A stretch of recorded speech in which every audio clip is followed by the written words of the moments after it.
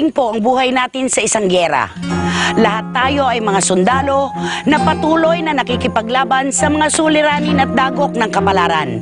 Hindi uurong sa pagsubok, hindi susuko sa hapdi. Kahit pa ang kapalit na nito ay sarili mong kaligtasan, makamit lang ang kaligayahan ng mga taong higit na mahalaga sa atin. Ito po ang kasaysayan ng isang kawal na kasabay na nangarap ng kanyang kapatid para wakasan na ang mahabang pakikidigma nila sa kahirapan. Magandang gabi po sa inyong lahat mga kapatid.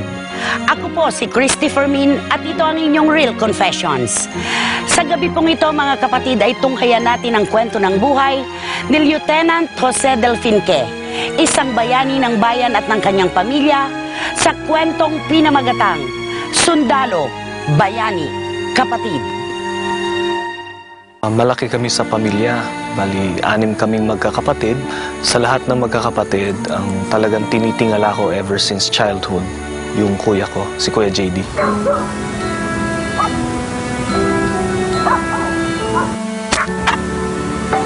Asintado ka talaga, kuya. Galing mo. Sa lahi kasi natin na sundalo eh.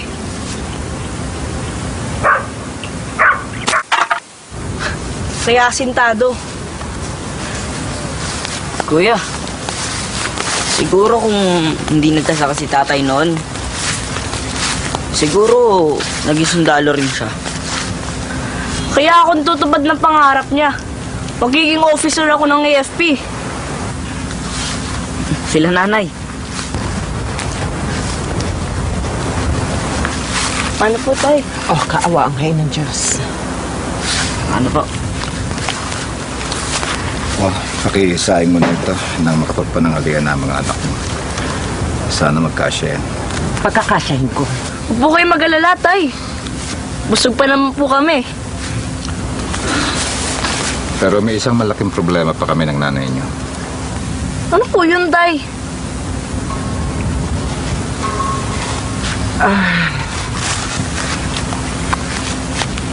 Iniisip kasi namin kung saan kami kukuha ng pagpapaaral sa inyong magkakapatid. Hindi ko alam kung paano ko pagkakasya ng kita ko. Ngayong sabay pa kayong nag-aaral. Kaya baka mapilitan akong pahintuin kayo. Tay, ano naman po kami pagka hindi kami nakatapos? Huwag po kayo mag-alala, tay.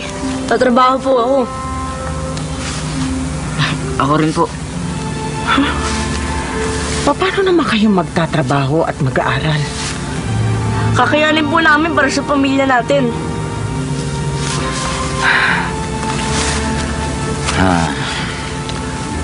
Salamat mga anak. At naintindihan niyo ang kahirapan natin. Di bali na pong mahirap, tay. Basta po, magkasama ang buong pamilya natin. At wag na po kayo mag-alala. Pagtutulong-tulungan po na kayo magkakapatid na mapaunlad itong pamilya natin.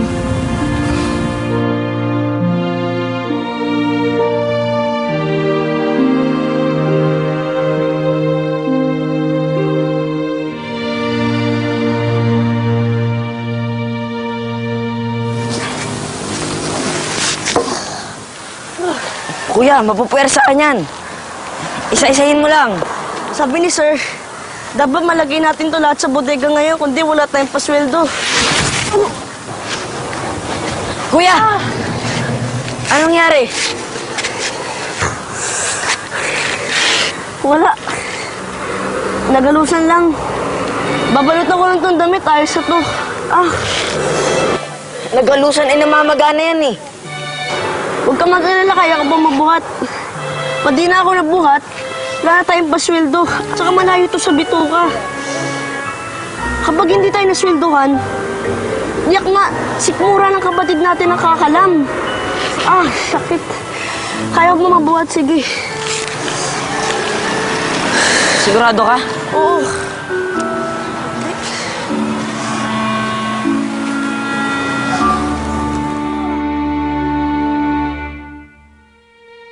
Si Kuya JD, talagang pinilit niyang ipakita sa amin kung paano kami dapat mag-contribute sa family. Pinasok namin yung iba't ibang racket. May instance nun, before kami makapasok ng high school, kinakailangan namin mag-ipon ng summer. So pumasok kami sa hardware. Doon sa hardware na yon, naging kargador kami ng kuya ko. Every summer, we spend yung time para makapag-ipon. Para sa darating na pasukan, may pang-tuition kami. Never kong maalala na dumaing siya sa akin. Pero, I know, sa Diyos niya idinadaing lahat ng problema, lahat paghihirap niya kasi kilala ko yung kuya ko.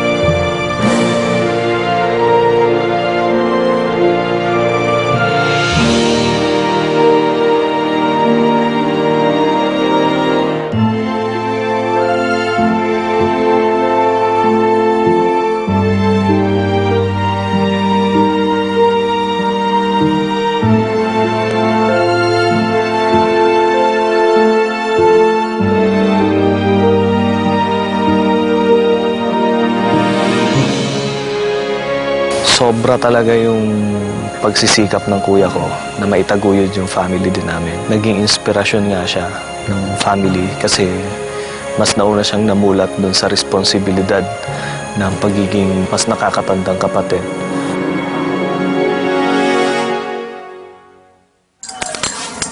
Saan na naman ba kayo nanggaling dalawa? Tay, madami po kasing delivery ngayon eh. Tay, ito na nga pala po sweldo namin ni Kuya. Binawasan lang po namin ng 50 pesos yan kasi may kailangan po kami sa school. Anak, hindi mo naman kailangan pang ipagpaalam to. Kung tutuusin, pera niyo naman ito eh. Pasensya na kayo mga anak. Pinipili talaga namin ng nanay niyo na mapagkasya ang pera natin.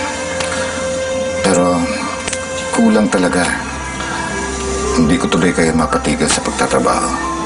Tay, katulad ng sinabi ko sa inyo, hindi naman laging hirap eh. Darating din ang ginhawa. Tay, pumasa po ako sa UPCAT. Tanggap na po ako sa UP Los Baños. Talaga? Salamat. Opo, Tay. Kahit mahirap lang tayo, kahit pa paano, may isang skola ng bayan tayo sa pamilya! Ikaw talaga. Lagi ko talagang ipapasalamat na kayong naging mga anak ko. Congratulations, anak. Salamat po, Tay. Tara, Tay, kain na po tayo. Tara, Tay. Una po kayo, Tay.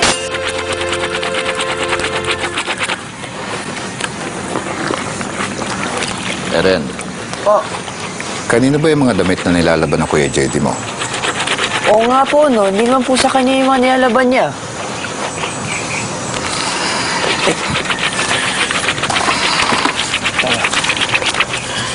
JD, napakarami naman itong labada mo. Kanino ba to?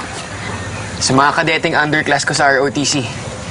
Eh, bakit ikaw ang naglalaba? Kuya, officer ka sa ROTC. Bakit pumapayag ka na maging labandero nila? Tumatanggap na ako ng labada. Nakita ko kasi na nagbabayad sila sa laundry. Eh, naisip ko na pwede yung pagkakitaan, di ba? Siyempre, negosyo din yun. Sayang din. Hindi ka ba nahihiyang pagtawanan nila? Erin, wala akong dapat ikahiya. Tsaka wala akong nakikitang dahilan upang mawala ang paggalang nila sa akin bilang isang officer. Pero anak, alam kong hindi ka naman sanay na maglaban ng ganyang karami. Puro sugat na yung kamay mo. Tay, wala po to. Ganito rin naman dati nung nagtatrabaho pa kami sa hardware. Tsaka, pag nagtagal to, magiging kalyo din to. Di ba nang tawagin ako nila banderong officer, hindi ko ikakahiya yun. Ang mas ikakahiya ko, pag naging pabigat ako sa inyo ni nanay. Tsaka isa pa, Tay. Itong sugat na to, eto magtatawid sa amin ni Erin. patungong sa kolehiyo. Oh, ano gagawin mo? Masama ba maging dalawa labandera sa pamilya natin? Marunong ka ba? Oo naman. At sino bang mas eksperto sa labada? Hindi ba ang tatay? Tatay talaga.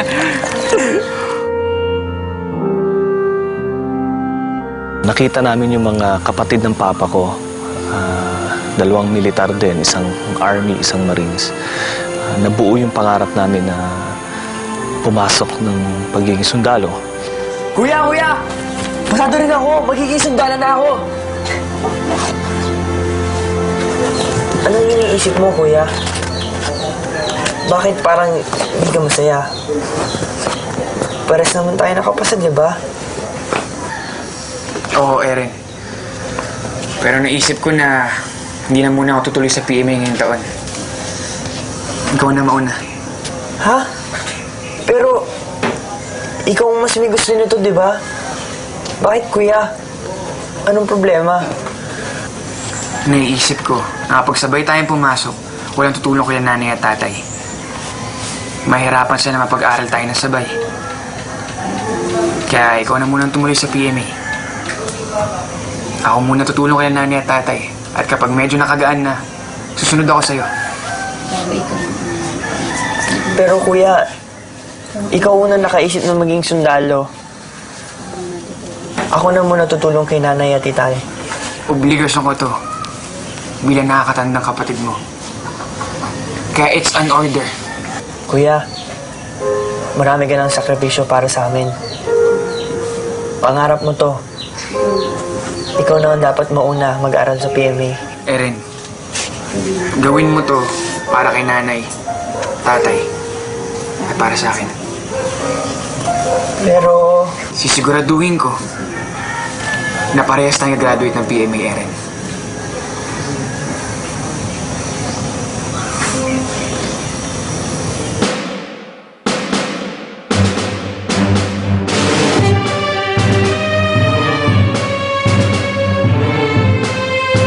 Nung pumasok ako ng PMA, napilayan yung pamilya. Siya ang tumayong padre de pamilya kasi may sakit na rin ang tatay ko.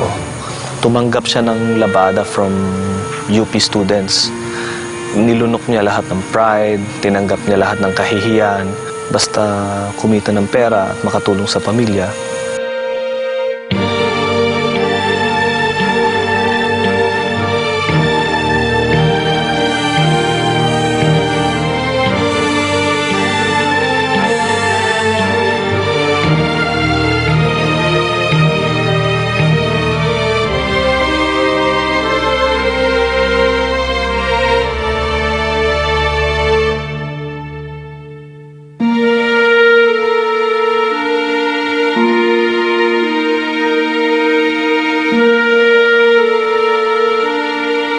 They really